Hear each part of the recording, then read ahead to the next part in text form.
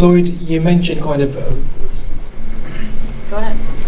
Floyd, you mentioned the right in front. Dania. Right here. Floyd, you mentioned the grappling throughout the fight. The grappling, the Yes. holding from Logan. Yes. Was there ever any points in the fight where you felt if you wanted to, you could have got him out of there? I could have went. But I mean, the people wanted a show. I mean, I could have. I could have really pressed real hard, start throwing, this crazy combinations, but, it was fun. It was fun. Entertainment. Things happen, and it was fun tonight. That's all I really can say. But his whole goal wasn't to come out here and knock me out. His whole goal was to survive, and that was a win for him. If he can land a few punches and punch and hold, that was a win for them. So if they're happy, then so be it. Because when the history books is written, I will always be TBE when the history books is written. That's right.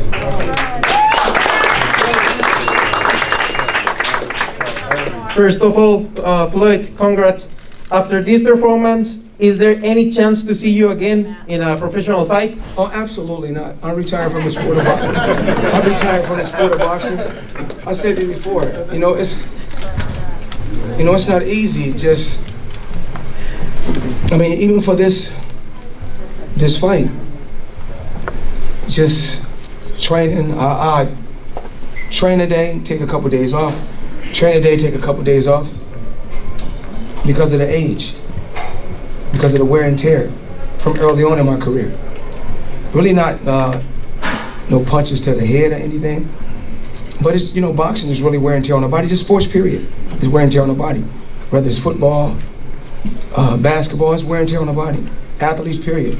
When it's blood, sweat, and tears, it's you abuse the body a lot. But as far as me coming back in the sport of boxing, absolutely not. As far as me doing an exhibition again, probably not. We don't know. We just have to see. But I'm pretty sure we've done some great numbers tonight, Steven. I want to say thank you to Showtime. I was with a company. I was with HBO, and I was able to come over to Showtime and make them the A side in boxing. I told them that I'm capable of doing that. My team believed in me, Steven believed in me. And then, like I told Steven, if the numbers ain't right on this fight, they'll be right on the next fight. So, I understand business, whereas I'm gonna give you guys the breakdown on what we do. So when I fought Robert the Ghost Guerrero, we done some pretty cool numbers, but it's more than what any other fighter does, but it wasn't the numbers that they wanted to see. So I said, okay, I know how to do it. We'll fight another guy that's young, hungry, and undefeated, which was Canelo. And when he was at the top of his game, and I was old at that particular time, and I knew that we would do great numbers, because two undefeated champions, period. When they collide, the world wants to see it, especially when he got a huge country behind him. And I'm a big worldwide figure in the sport of boxing. We came together, we did great numbers. Then I think the mark was made down the fight, twice in a row. We done some pretty cool numbers. Then I made a call to Al. I said, what we're gonna do? We're gonna do some record-breaking numbers. So I said, the guy that they claim, quote unquote, that I'm scared of, which I'm not, Manny Pacquiao, I said, all I wanna do is, anytime, I just always wanna be on an even playing field. So we were able to do a Pacquiao fight, we done record-breaking numbers. And then I said, let me do a fight that I wanted to do, which was the Berto fight, just a cool little warm-up fight. You know what I'm saying? They owe me that gift to be able to do a little Berto fight. Then I done that fight. This how I work. Then I see I was able to rob the bank again. So I said, if I'm able to rob the bank at 40 and make 350 million, why not do it? Because it's all about working smarter, not harder. It's all about working smarter, not harder.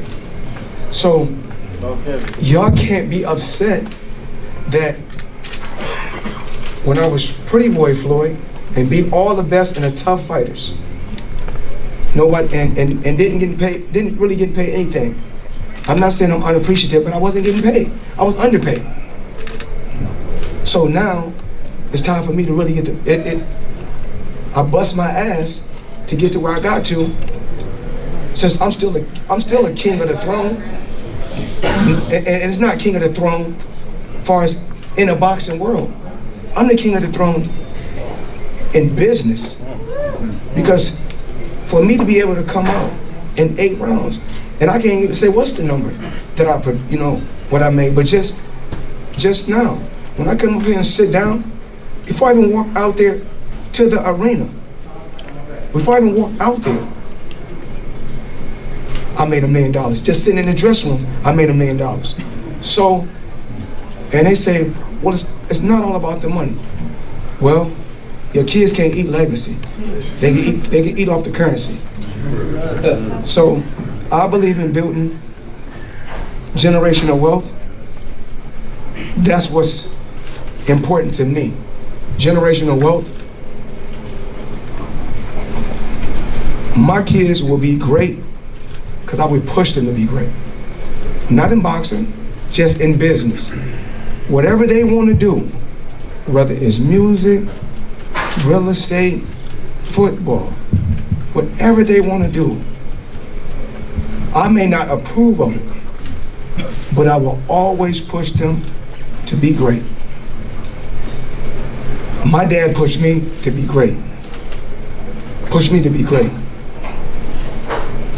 So, even like tonight, if those young kids is happy, oh, I went 8 rounds, and with the exhibition, the main thing that you should be happy with is this. I mean, it wasn't a real fight, so that really was just like some sparring in the gym. So if I'm able to come and spar, you talking about fights, got to go out there and really fight right now in the sport of boxing. They're fighting, they make 3 or 4 million. Just leading up to this fight. Just leading up to the fight. My trunks alone. Just my trunks alone, 30 million. Just with the patches on my trunks, that's 30 million alone. So, who's really the smartest one in the sport of boxing?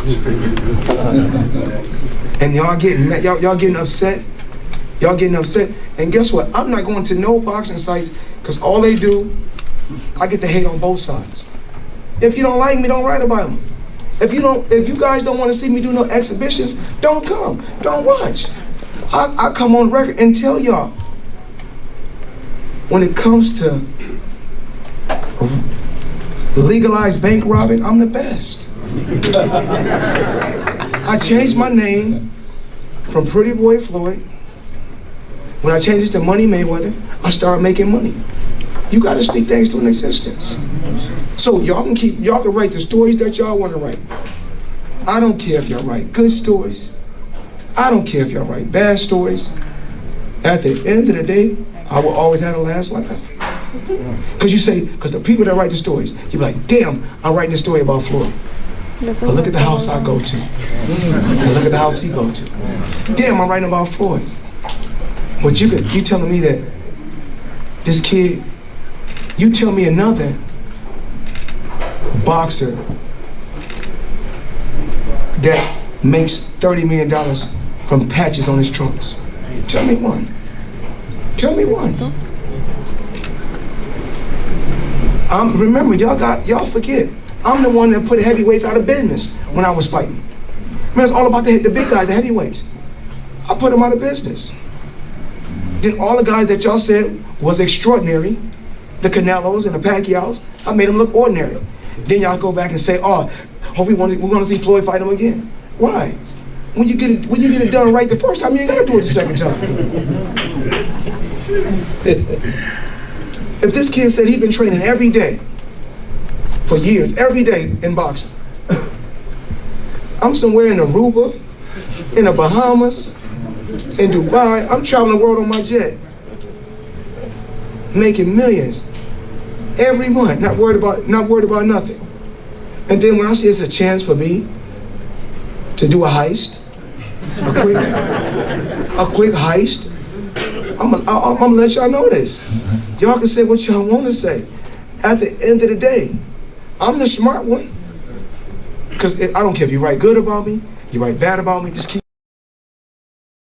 writing about me. That's it. Y'all keeping my name out there. Y'all talking about, oh yeah, Floyd, they said, oh, Floyd don't look good like he used to look. My bank account looking better and better each and every day. Okay, Judge. And I'm not coming back to the sport of boxing. Absolutely not. I did what I had to do. I made my mark on the sport. I got all my faculties. Made a ton of money. Hey, brother, money ain't everything. Well, I know we got to eat food every day to survive so we can live longer, and that takes money. So, to me, it looks like money is everything. But one thing money can't come between, not between me and my children. I love them unconditional. So, I knew I was supposed to have been out here earlier this week. I was supposed to have got to Miami early. The most important thing was my daughter's graduation. To me. I'm just saying, to me. Tonight was this the most, like I said before, was this the most important thing tonight? I mean, just this week? Absolutely not. My daughter was. My children and my family is always the most important thing to me. So, no matter what y'all write, whether you write good, write bad, oh, Floyd ain't like he used to be. Well, you get paid. If you don't want to watch, don't watch. But damn, it's crazy that I could do 30,000 at my age. On some sparring. No, who's sparring? Okay. So, I know I got some questions. Go ahead. Rick Muhammad, Brawler Sports Media Champ. It was great seeing you back in the ring doing what you do tonight. Thank you for that show. You had a lot of success to the body tonight, Logan Paul, and I wanted to know, at any time in those close clinches, was he grunting or cringing? And you could tell he was tired, and the body shots was really effective.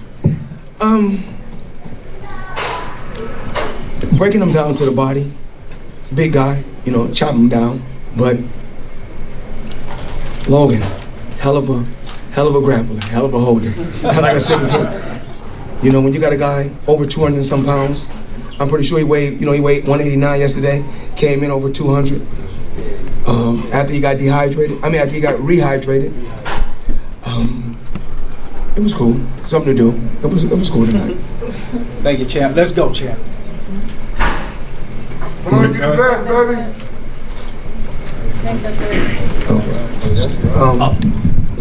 Let me just add something. I know Logan's on his way. I know Floyd's got lots of plans tonight, a busy night ahead of him. But this may be, despite everything that I've tried over the last 6 years, this may be the last time we see him in the ring. And so whether you like the exhibition or not, whether you agree on the opponent or not, give this man his flowers today.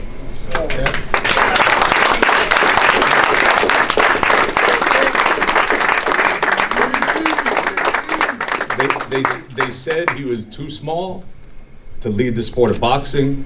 Said there's a small guy, wasn't gonna make money. They said a guy who left a big promoter wasn't gonna have a successful career. Back in 2014, they said he was done. The other network let him go because they thought his best days were behind him. And we saw the last of him in 2015. He gave us a little bonus in 2017. Record-breaking bonus, gave us a little taste in Japan, gave us another little taste, a little reminder. I just want to say there will be some criticism, but we can't pay attention to that. Yeah. Give this man his respect. For every true boxing fan, it is a joy to see this man in the ring each and every time he does the test. That's right.